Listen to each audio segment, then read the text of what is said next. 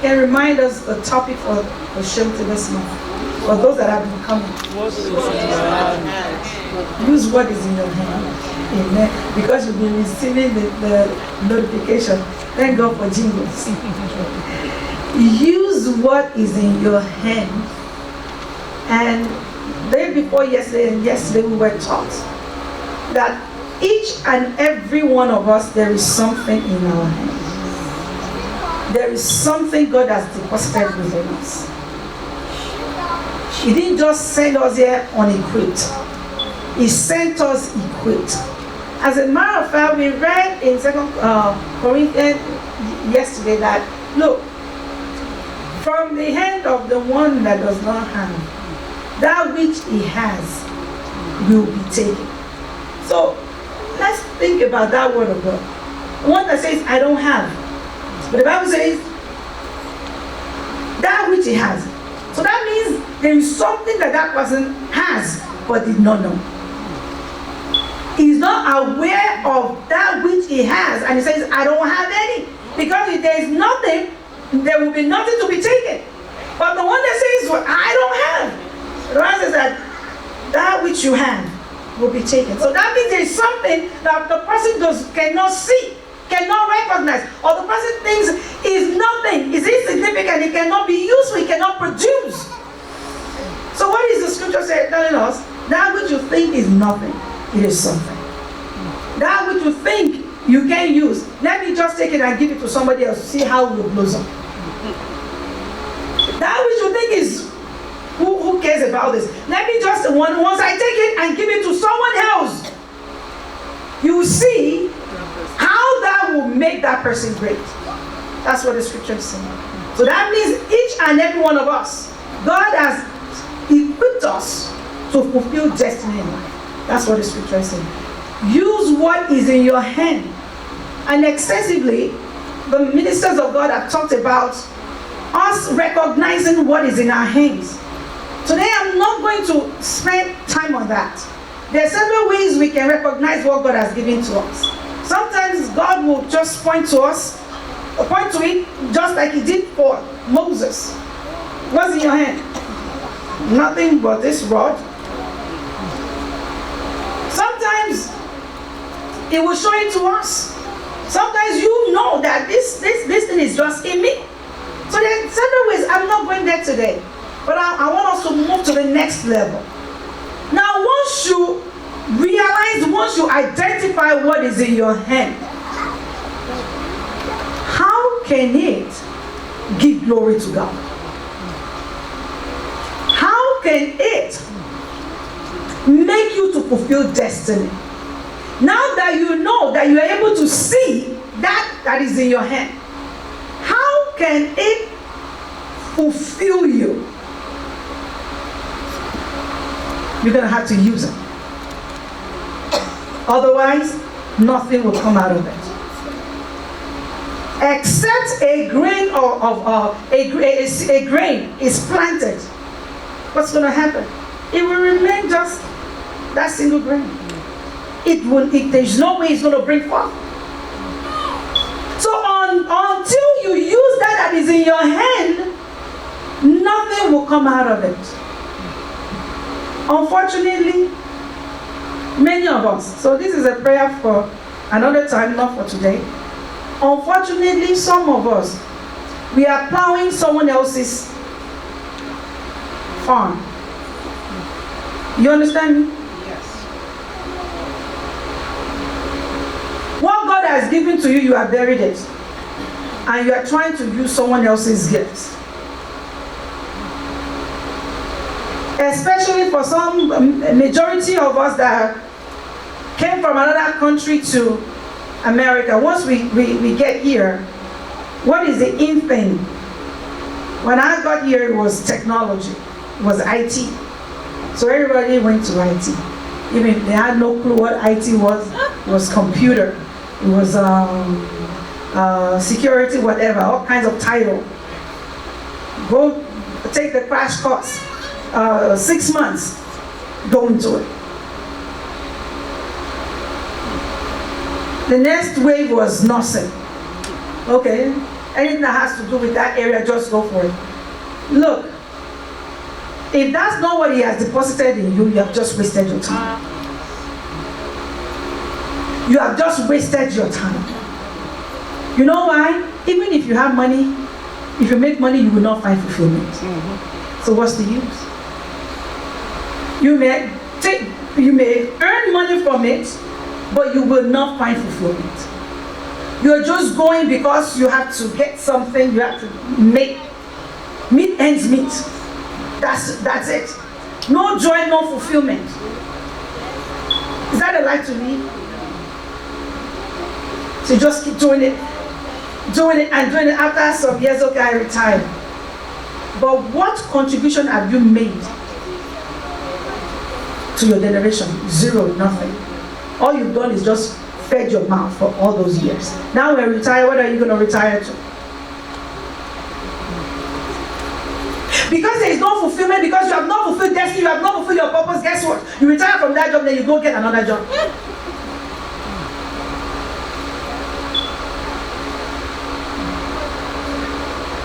So, I want us to think, ponder, examine ourselves. Is this worth living for?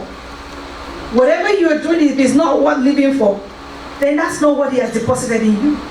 Because when you find that which he has deposited in you, come rain or shine, you want to do it.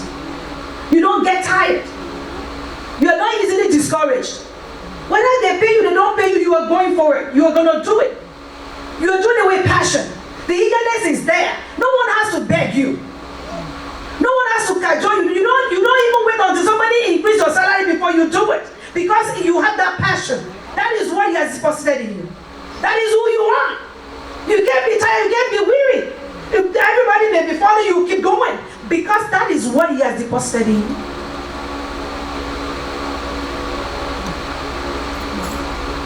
So if what you are doing is just to pay bills, and okay, this one's at least you are missing it. Hello, am I talking? Yes. You are missing it. Find your passion. Find that which he has deposited in you. Find that which he has sent you here to, what he has sent you on this planet to do. All of us were sent here for a purpose and for a reason. David said, when his father sent him to go and give food to his brothers, he delivered the message. But he got there at the time Goliath was there and was, the fine God of Israel. If you know your God can save you, if you know you're out, just come. Whoever, come. It wasn't at that time. And he said, so what's going on here? They told him. And the brother said, you foolish one, you have come again. The insolence of your heart has brought you. Who did you leave those sheep, those few sheep of our father? Who did you leave the sheep with? What have you come to do? You know his reply? Is there not a cause? What is the cause you're living for? What is the cause you are living for? What is the cause I am living for? Am I living to just wake up in the morning, get dressed, go to one job, come back, year in, year out, and I can't point to a life that I have touched? I cannot point to a destiny that I have changed. I cannot point to someone that God had elevated through me. It's just me, myself, and I. My family, my children, my husband. Is that why he has sent you here? Is there not a cause? God bringing us from wherever we came from to be here, is there not a cause?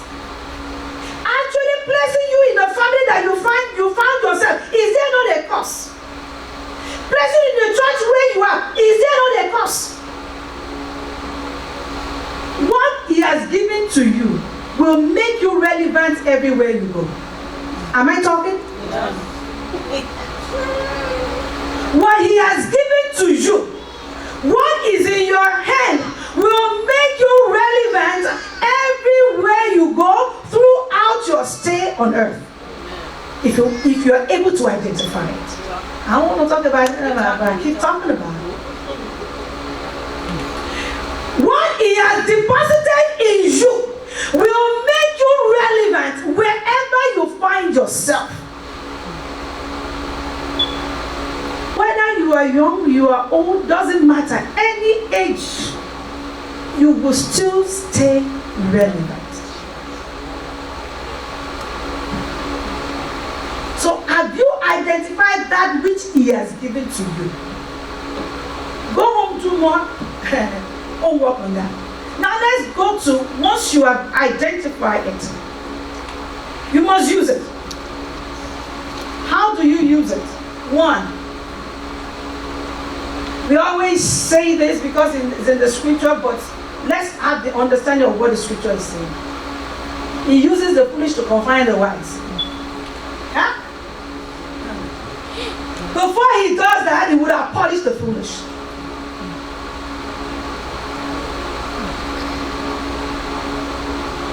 Before Moses went before Pharaoh, God had given him something to use. If he had just walked up to Pharaoh, you know what? God said, let my people go. The first time he went there, Pharaoh said, look, you know, these people are working, you just stop them from their work. What's this nonsense you do? Because of that, he said, look, don't even give them what they need. Don't give them the straw. They must still meet the same quota. So the people now cried to Moses, what have you done? You should have let us alone the way we were. Now you have added to our body. You have made the matter worse for us. So Moses went back to God, but what's happening here? Guess what? What was the first thing God said he should do? Go back. Show him the sign. What was in his hand? The rod. Whatever God has given to you, you must use it. Using it means what? You have tested it. You know that it works. You know how to use it. And you have gained mastery of it. That is when you will matter.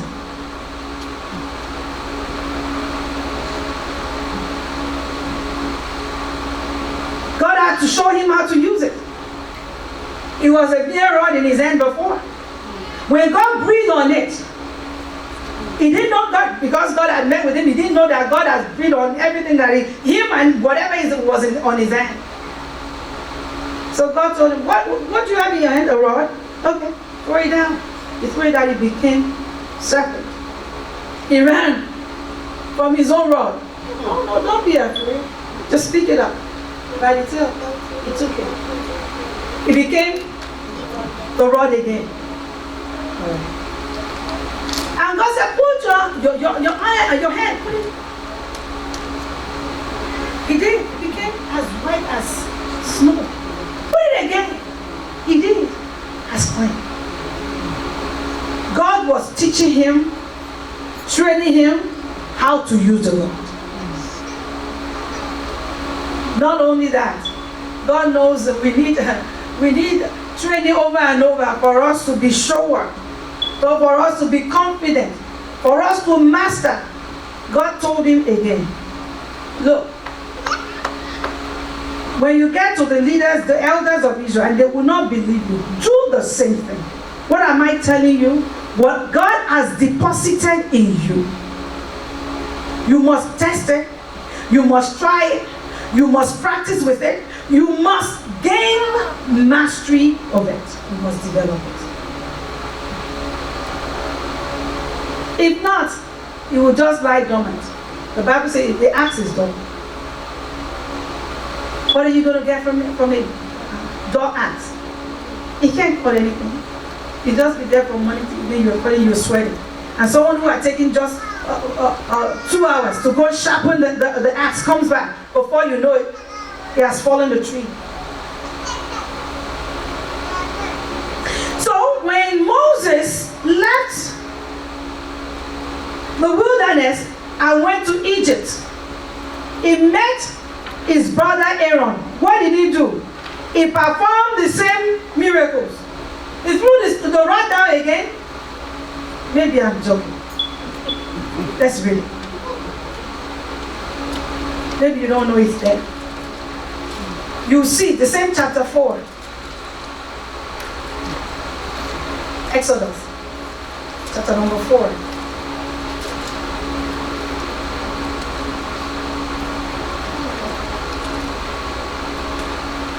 Let's start reading from verse number 38. So Moses told Aaron, Exodus 4, from 28. I need to say 28. So Moses told Aaron all the words of the Lord, who had sent him, and all the signs which he had commanded him. Then Moses and Aaron went and gathered together all the elders of the children of Israel. And Aaron spoke all the words which the Lord has spoken. So you see repetition? God told him, he repeated it to Aaron.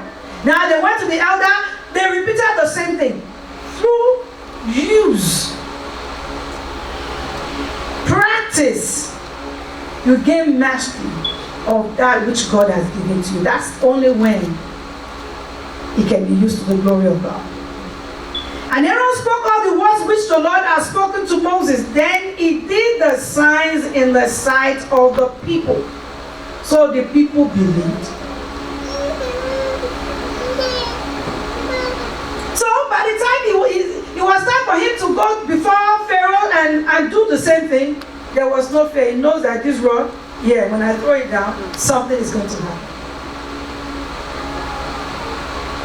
We must practice, we must use it, we must develop our skill. That which God has deposited in us, we must sharpen it. Let's go to the text that we read this morning, 1 Samuel 16. 1 Samuel chapter number 16, we're reading from verse 14.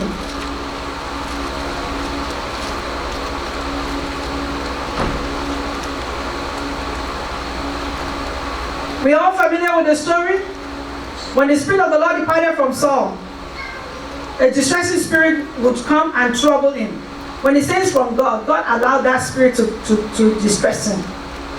Now they told him, look, the only solution to your problem is to find someone who can play. Let's read it. Let our master, from verse 16 now. Let our master now command your servants who are before you to seek out a man who is a skillful player on the harp. A skillful player on the harp. And it shall be that he will play it with his hand. And the distressing spirit from God, when the distressing spirit from God is upon you, and you shall be well. Now, David, was a shepherd boy. Most of his time is spent in the wilderness tending sheep. He wasn't at home. He wasn't eating bread and butter at home like his brothers. He was always on the field tending his father's sheep. So I would assume that while he was there, he was also practicing his harp. He was also using it, who knows, maybe as he was playing, that was soothing to the sheep too, who knows? Because if it's soothing to human beings, then it's soothing to animals. Maybe they were enjoying and they were just shaking their head, and it looked crazy that this man is on the field. Nobody sees him, nobody knows him, but he was playing his skill, mastering it, and the animals, the sheep, they were enjoying. Nobody knew him, but he was there.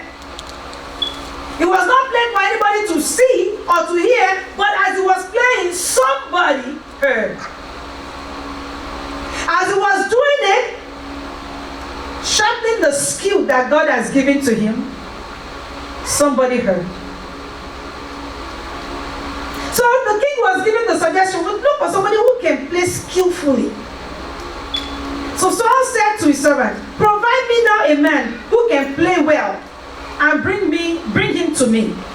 Then one of the servants answered and said, look, I have seen a son of Jesse, the Bethlehemite, who is skillful in playing, a mighty man of valor. Skillful in playing. Look, if he was not skillful, all those attributes would have resulted to nothing. The rest of the attributes here, a mighty man of valor, a man of war. Saul was not looking for anybody to come and, what he was fighting was not physical war. So he wasn't looking for somebody to come and fight that war. What he needed at that time was someone skillful to play hard so that the distressing spirit could depart from him. It was answered, well, so what? If you can be answered, if this evil spirit comes, that handsomeness will not help him. But he was looking for someone who could play skillfully. And therefore Saul sent messengers to Jesse and said, send me your son David, who is with the sheep. That tells you where he lived. With the sheep. He was playing for the sheep. The sheep were enjoying him. But now it was time for God to take him from the field. From playing for the sheep to the palace. To set him on the stage for the purpose of God to be fulfilled in his life. Remember, he had already been anointed as a king. But he was a king playing harp on the field for the sheep. But that skill now took him from being on the field to the palace. What has God deposited in you? What have you been doing with it? Have you been using it? Have you been practicing it? What have you? If you need to take training, whatever, to sharpen it, please do. Otherwise, it cannot bring glory to God. Number one. Number two, I'm just going to talk about two things today.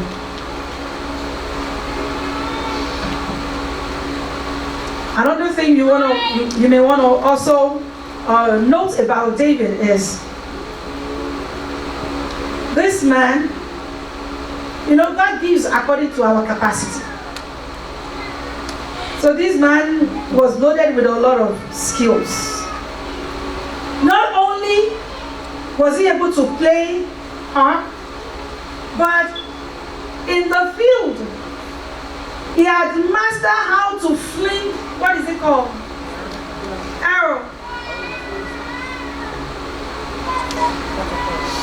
Catapult, they call it. Slingshot. Okay, slingshot. He had mastered it. So maybe he was just doing it on the field having fun. Targeting something, nothing. And just flinging because he won't do it to the sheep. He was a shepherd. So I believe on the field it was just like a play, like joke, right? He was, oh, I'm good at this thing. And he kept on practicing it, playing with it. That tells me youth, children, not only education, so many other things that God can use to elevate us. Pastor Sam mentioned during Koshoku, there's a guy who ties daily. Hair ties for women. And he travels to different states to do it. I'm sure he didn't go to school for that. I don't know if there's a school to learn how to tie it. In other words, it's more than our education. Yes. What God has deposited in us is more than books. Yes. So he also mastered how to use that slingshot. Because God was preparing him to give the people of Israel victory through him. But he didn't know. He had no clue. He was just doing his own thing. What is your own thing you're doing? Or you're doing somebody else's thing?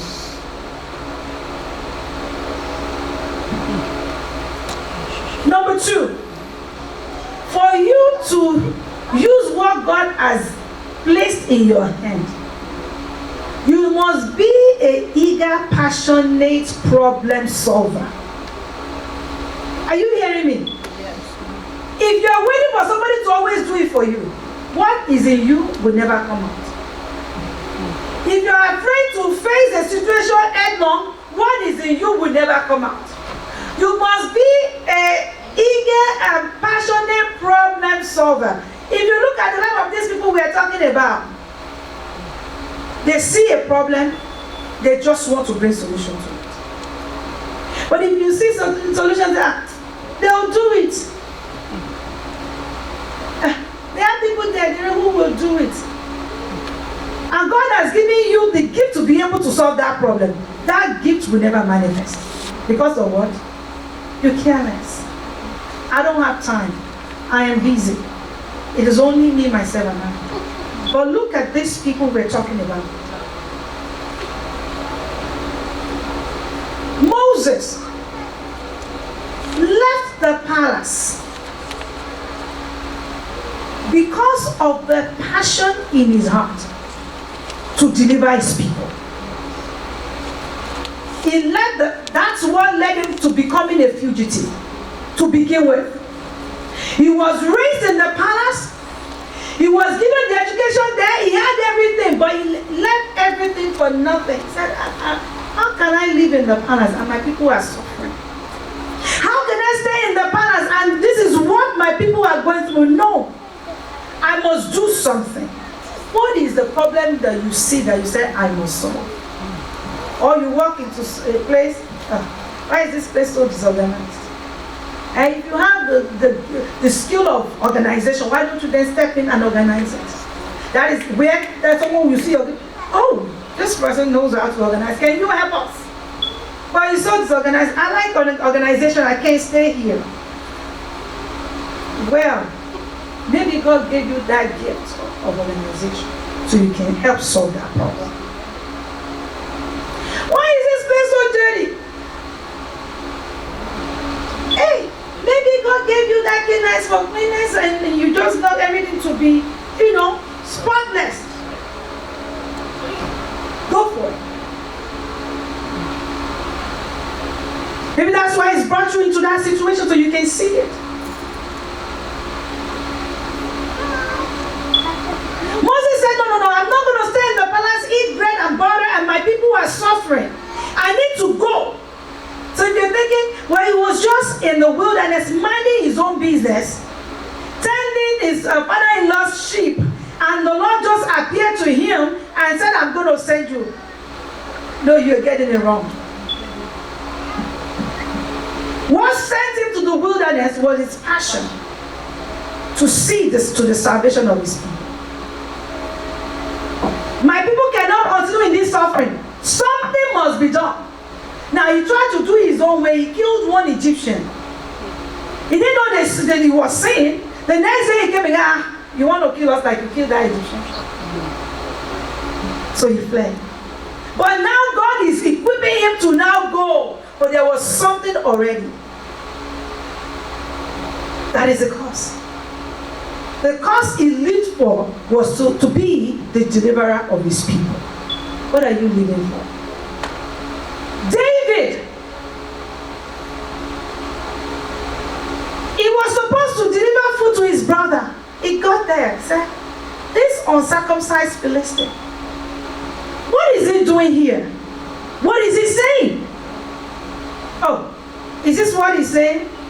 Okay, king. People will tell me what the king has said he would do for whoever is able to defeat this Goliath. You're looking for what you will eat, what you will drink. Your gift, you put it on your lap. But you must not be only concerned about you. You must be out there working to solve someone's problem. Whatever you make happen for someone, hey, God will also raise people up to make it happen for you.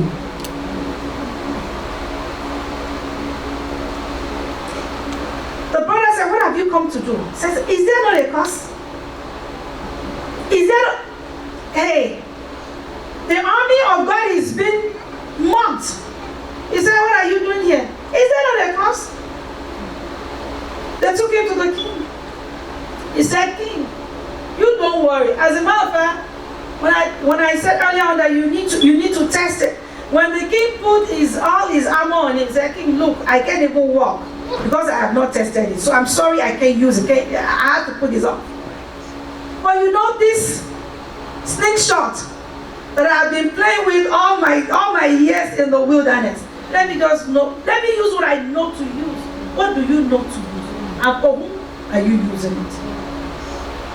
The moment you step in and say, I want to be a problem solver, that moment you begin to fulfill destiny.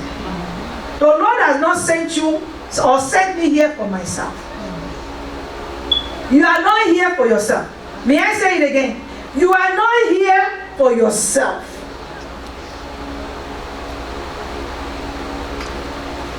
God the Father said, let us create man in our own image.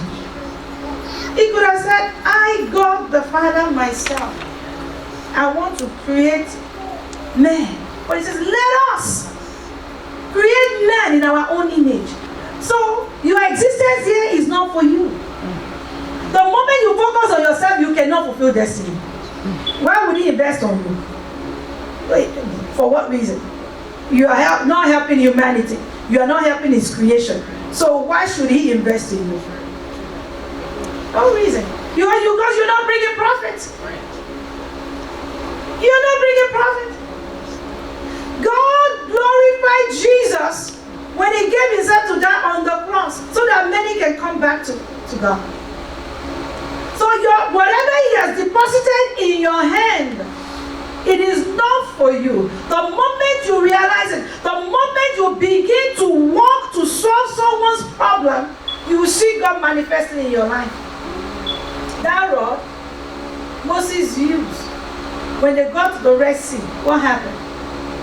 Stretch that rod and the sea parted. And the people of God walked on the dry ground, even in the midst of the sea.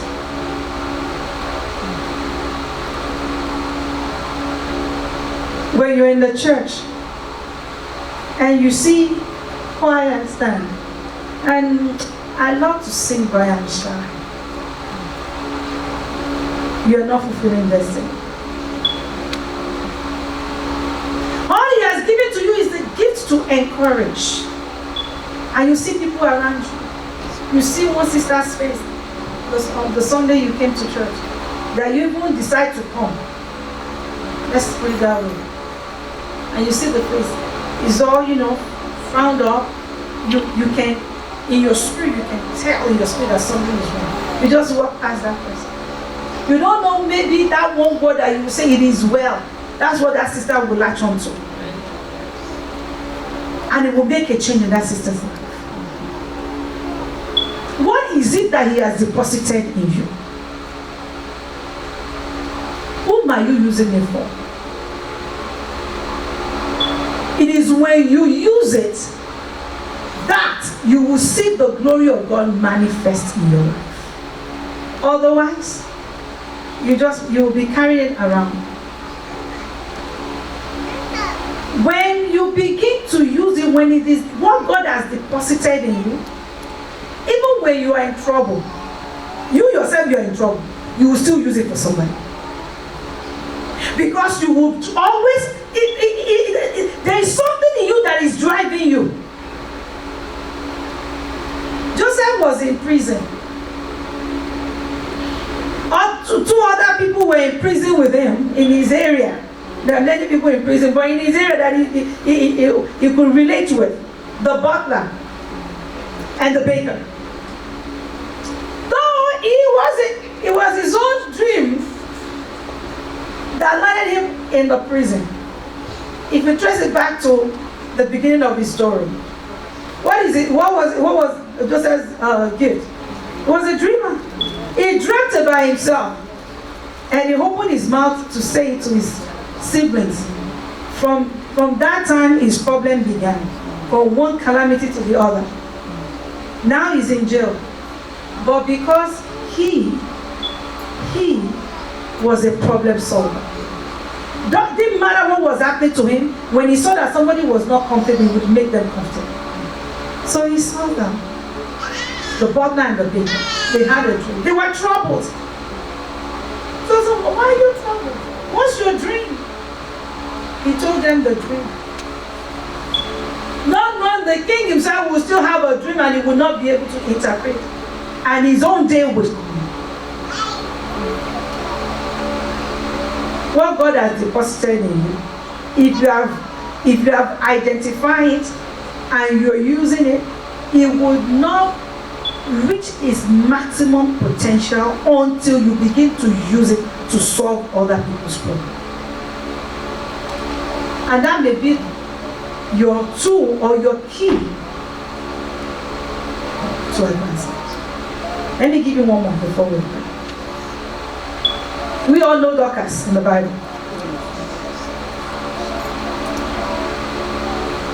The little that the Bible tells us about Dorcas, what he knew how to do was to do what? To make tunics.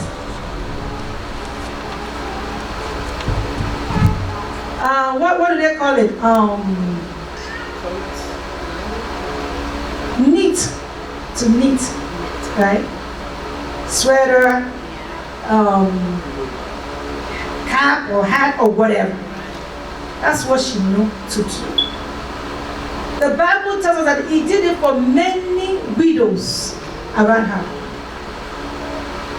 She did not know that that gift that she used to bless others' life will be what God will use to give her another chance at life. Our God is unlimited. There is nothing he cannot do with what he has deposited in your life. Let's read the story. Let's go to the book of Acts, I believe chapter number 9. Act 9, let's read from 36. At Joppa, there was a certain disciple named Tabitha, which is translated Dorcas. This woman was full of good works and charitable deeds, which she did. What you have, what charitable deed have you done with it? When it comes to volunteering, it's not a cup of tea. What is the need for me? This gift that I have, if it's not going to fetch anything, I'm not going to use it.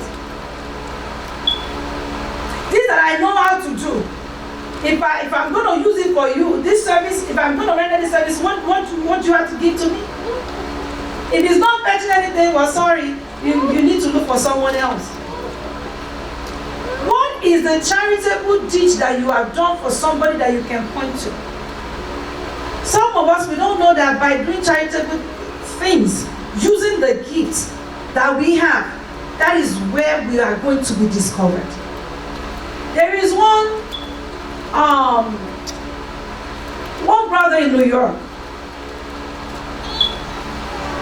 His passion is videotaping and recording and all that. So, when he started, he would record and take pictures and give it free. That's how he started. So, this is a good job. Can you come and do this? Can you come and cover us? Can you come? That's how he started. Then he started to charge him little bit. Gradually, that was his profession. And now, he has retired. The son had taken he's become a business. But when he started, if he had said, no, how can I spend this time? How can I take the picture? How can I spend this money and give it for free? Who would have known he knew how to do it? No free time, no free money. If you're not going to pay for it, sorry, I can offer it. But that wasn't the life this woman lived. This woman was full of good works and charitable deeds, which he did. But it happened in those days that she became sick and died. When they had washed her, they laid her in an upper room. And since Lydia was near Joppa, and the disciple had heard that Peter was there, they sent 2 men to him, imploring him not to delay in coming to them. Then Peter arose and went with them. When he had come, they brought him to the upper room. And all the widows stood by weeping, showing the tunics and garments which Dorcas had made while she was with them. What do you know how to do that you have done for somebody that when you're in trouble, they will say, look, this person must be delivered from this trouble because this is what she did. This is what he did. This is how he or she had helped me. That they will go in on their knees and pray for God, you must do something. This is what God has done for me through this person. What is it? She had another chance at life because of using what was in her hand to help poor widows. Let us rise. You're going 9 to 5 or 8 to 4, whatever hours you run.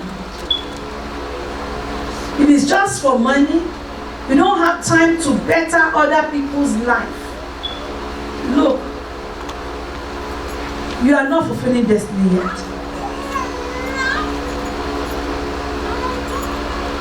You are in the church. No impact. So are you saying God has not put anything in you? Yes, He has. You make no impact. Nobody even knows you are there. The days you don't come, nobody knows you are not in church because there is no impact. You are not fulfilling purpose. If all you do is pray and go, there is no fight in church, I go my house, you are not fulfilling purpose. Even where you work,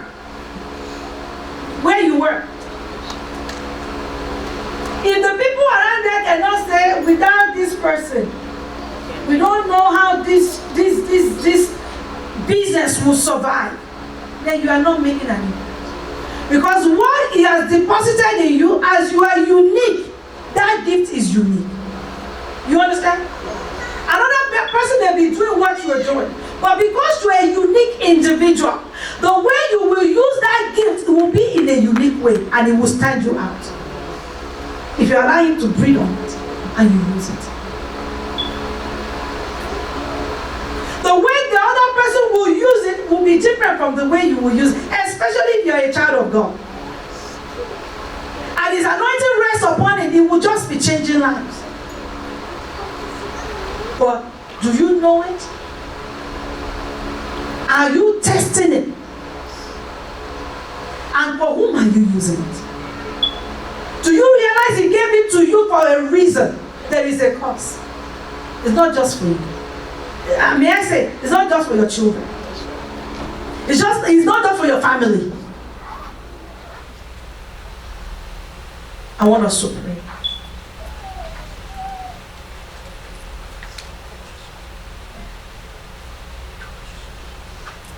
Whatever is in me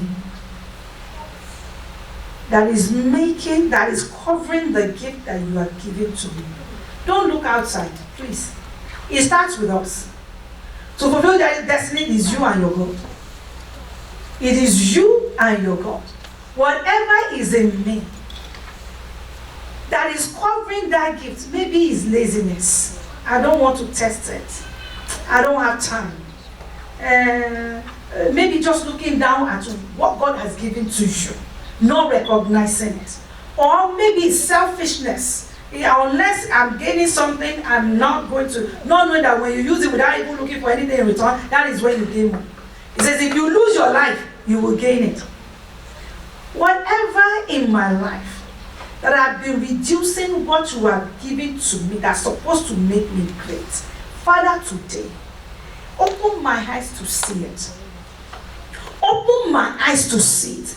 Everywhere that I've been working contrary to the fulfillment of your purpose in my life, Father, open my eyes to see it and help me to make a change. Let us pray. Father,